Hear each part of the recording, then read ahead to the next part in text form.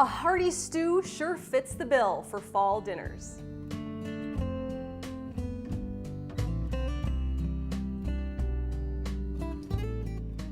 There's nothing like coming home to the smell of a delicious beefy stew, and this recipe has a few special touches that makes it a true standout.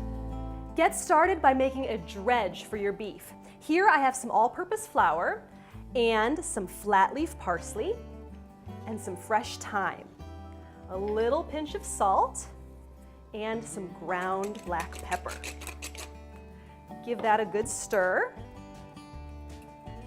And then, these are 1-inch pieces of boneless beef chuck. Put that in a few pieces at a time into the flour mixture and give it a good toss.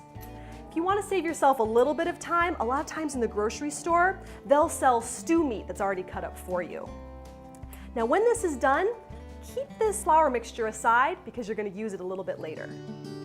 Now to get my stew going. I've heated some oil in a Dutch oven over medium-high heat and cooked the meat in 2 batches.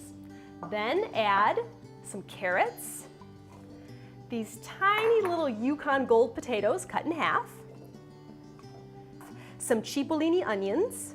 You could also use just a regular yellow onion peeled and cut into wedges, and some cremini mushrooms. You might also see them labeled as baby bellas.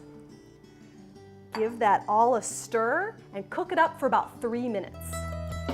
Now for some of those interesting ingredients. First, some tomato paste. Gives it a nice color, thickens it up. Then spicy brown mustard, which gives it a real zesty flavor. And the reserved flour mixture, that's gonna thicken it up. I'm gonna give it a good stir to get it distributed all over our meat and vegetables. And now, some beef broth.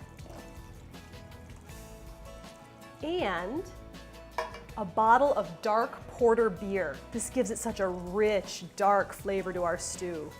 And a bay leaf. Give it a good stir, bring it to a boil, then cover it, let it simmer for about an hour until the beef is tender. When your stew is ready, take out the bay leaf and ladle it up and serve it with some delicious crusty bread. This warm, hearty stew is so great for a chilly autumn evening.